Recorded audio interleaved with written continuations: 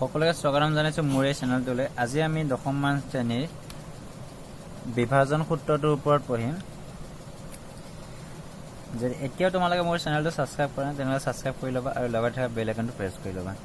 So আজি আমি বিভাজন সূত্ৰটো পঢ়ো। বিভাজন সূত্ৰ মতে বিভাজন সূত্ৰনো কি সেইটো আমি বুজিবলৈ চেষ্টা কৰোঁ। প্ৰথম সাপোজ মই ইয়াত এটা পইণ্ট লৈছোঁ এ, যাৰ স্থানাংক কি লৈছোঁ মই x1 y1, আৰু এডোখৰত সাপোজ মই কি লৈছোঁ আৰু এটা পইণ্ট লৈছোঁ মই বি, যাৰ স্থানাংক x2 y2। সো এই দুটা পইণ্ট মই কি কৰিছোঁ, এই লাইনেদি এপাত লাইনেদি মই এই বিন্দু দুটা কি কৰিছোঁ, জইন কৰিছোঁ, সংযোগ কৰিছোঁ। সো কি হৈ গ'ল, এই ৰেখাপাতে এই বিন্দু দুটা কি কৰিছে, সংযোগ কৰিছে। সো এই সংযোগ কৰাৰ পিছত মই এই ৰেখাটোৰ ওপৰতে মই এটা পইণ্ট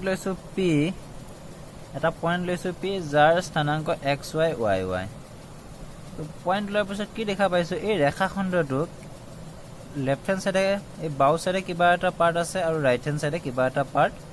পাৰ্টত কি কৰিছে, এ বি ডালক এ বি যিটো ৰেখাখণ্ড আছে এই ৰেখাখণ্ডটোক ভাগ কৰিছে। চ' মই কৈছোঁ কি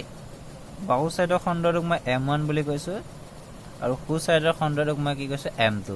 মানে আমি ইয়াৰ পৰা এইটো ক'ব পাৰোঁ, এইটো যিটো পইণ্ট আছে পি, এই পইণ্ট পিটোৱে এ বি ৰেখাখণ্ডক m1:m2 অনুপাতত কি কৰিছে, m1:m2 অনুপাতত বিভক্ত কৰিছে। যেতিয়া এই পিটোৱে এ বি ৰেখাখণ্ডক এই অনুপাত m1:m2 অনুপাতত ভাগ কৰিলে আমি পি বিন্দুটোৰ স্থানাংক যিটো ফৰ্মুলাৰ দ্বাৰা ওলাও সেই ফৰ্মুলাটোকে কি কোৱা হয়, বিভাজন সূত্ৰ বুলি কোৱা হয়। আৰু এই বিভাজন সূত্ৰটোত এইটো পি অফ এক্স ৱাই, এইটো আমাৰ কি আছে, এইটো যিটো পইণ্ট লৈছোঁ পি,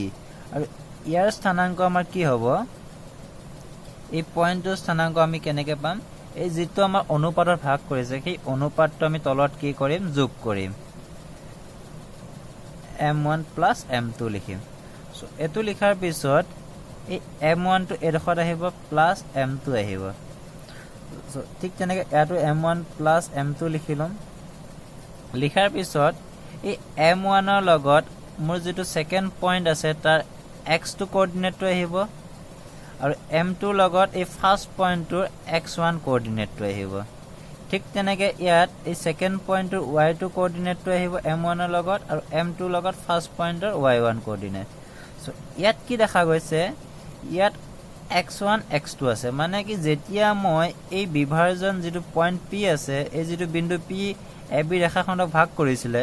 সেই পইণ্টটো যেতিয়া মই স্থানাংক ওলাম, স্থানাংক ওলাওঁতে কি দেখা পাইছোঁ, x স্থানাংকত অনলি মোৰ কি হৈছে, পইণ্ট দুটাৰ x স্থানাংক ব্যৱহাৰ হৈছে, আৰু ঠিক তেনেকৈ এই y স্থানাংকৰ বাবে এই পইণ্ট দুটাৰ y স্থানাংক ব্যৱহাৰ হৈছে। চ' y স্থানাংক ব্যৱহাৰ কৰিছে, আৰু এই পইণ্টটোৰ এই ফৰ্মুলাটোত যদি আমাৰ পইণ্ট এ আৰু বি আৰু লগতে m1 আৰু m2 অনুপাত যদি দিয়া থাকে, আমি এই পি পইণ্টটোৰ স্থানাংক আমি অতি সহজে ওলাব পাৰোঁ। আৰু এই পইণ্টটোৰ বিভাজন সূত্ৰটো মনত ৰখা সহজ বুদ্ধি হৈছে, আমাৰ পি পইণ্টটোৱে ৰেখাখণ্ডটোক, যিটো ৰেখাখণ্ডৰ ওপৰত পি বিন্দুটো ল'ম, সেই পি বিন্দুটোৱে ৰেখাখণ্ডক কি অনুপাতত ভাগ কৰিছে সেইটো চাব লাগিব। সেইটো ছাপ'জ মই সেইটো আমি মানি চলিলোঁ কি m:m2, যিটো আমাৰ অনুপাত দিয়া থাকিব সেই অনুপাতটো আমি কি লিখিম, তলত লিখিম, তলত তাৰ যোগ কৰিম, যিটো অনুপাতত ভাগ কৰিব সেইটো যোগ কৰিম। যোগ কৰাৰ পিছত আমি এটা কাম কৰিব লাগিব, ইয়াত m1 পাতো, ইয়াত প্লাছ দি m2 দিওঁ, ঠিক তেনেকৈ ইয়াতো m1 দিওঁ প্লাছ দি m2 দিওঁ। চ' দিয়াৰ পিছত কি দেখা পাইছোঁ, এইটো আমাৰ এ এটা পইণ্ট থাকিব, এইটো এটা বি পইণ্ট থাকিব। চ' প্ৰথম যিটো পইণ্ট থাকিব তাৰ স্থানাংক সদায় কি হয়, x1 y1 হয়, আৰু দ্বিতীয় পইণ্টটোৰ স্থানাংক কি হয়, x2 y2 হয়। চ' এইটো হোৱাৰ পিছত এই পইণ্টটো, এই দুটা পইণ্টৰ x2টো আমি ক'ত দিব লাগিব, m1ৰ লগত, আৰু m2ৰ লগত x1। ঠিক তেনেকৈ m1ৰ লগত y2 কোঅৰ্ডিনেট, মিনছ এইটো যিহেতু আমি x2 ইয়াত ব্যৱহাৰ কৰিছোঁ, ইয়াত x2 যিটো পইণ্ট আমাৰ আছে যে x2 y2 আছে, চ' x2 যদি m1ৰ লগত আমি ব্যৱহাৰ কৰোঁ, y2 m1ৰ লগত আহিব। ঠিক তেনেকৈ m2ৰ লগত x1 দিছোঁ, চ' x1 দিয়াৰ পিছত ইয়াত থাকিল কি y1, চ' সেই y1টো ইয়াত আহি যাব। চ' এইটো হিচাপে মনত ৰাখিব পাৰা তোমালোকে। নাইবা এনেকৈ মনত ৰাখিব m1 ৰ লগত x2 আহিব m2 ৰ লগত x1 তলত তাৰ কি m1 প্লাছ m2 কৰিব লাগিব সো ঠিক তেনেকৈ এটো মনত ৰাখিব সো এটো হৈছে কি আমাৰ বিভাজন সূত্ৰ এতিয়া আমি এই বিভাজন সূত্ৰটোৰ লগত জড়িত এটা কোৱেশ্চন কৰিম কোৱেশ্চনটো কৰিলে তোমালোকে ইয়াৰ লগত জড়িত থকা গোটেইবোৰ বস্তু বুজি পাবা সো এতিয়া আমি কোৱেশ্চনটো লৈ আহো কোৱেশ্চনটোত কি দিয়া আছে কোৱেশ্চনটোত দিয়া আছে কি 4 - 3 আৰু 8 5 বিন্দু সংযোগী ৰেখাখণ্ডক 3:1 অনুপাতত বিভক্ত কৰা বিন্দুটোৰ কি কৰিব লাগে আমাৰ স্থানাংক নিৰ্ণয় কৰিব লাগে সো মানি চলিলে কি এটো এটা কি পয়েন্ট আছে a এটো এটা পয়েন্ট আছে b সো এই পয়েন্ট সংযোগী ৰেখাখণ্ডটো লৈ ললো a আৰু b এই দুটা পয়েন্টক সংযোগ কৰা এটো কি ৰেখাখণ্ড সো a পয়েন্টটো মানি চলিলো কি 4 - 3 আৰু b পয়েন্টটো ধৰো কি 8 5 সো এটো হৈছে কি ৰেখাখণ্ড ab বিন্দু দুটা সংযোগ কৰা এটো হৈছে কি ৰেখাখণ্ড সো ধৰো p কোনোবা এটা বিন্দু যাৰ স্থানাংক xy দিছে আৰু এই p বিন্দুটোৱে এই ab ৰেখাখণ্ডক 3:1 অনুপাতত ভাগ কৰে বুলি আমি ধৰি লৈছো ঠিক আছে সো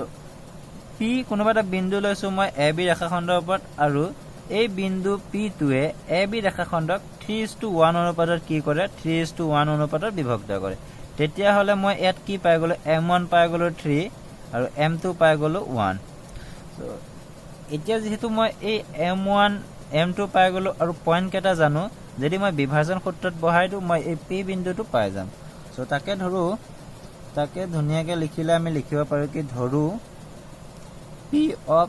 xy বিন্দুটোৱে উলিয়াব লগিয়া বিন্দু বুলি ধৰি ললো উলিয়াব লগিয়া বিন্দু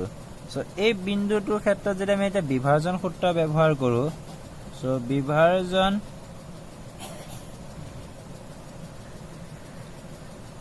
সূত্ৰ মতে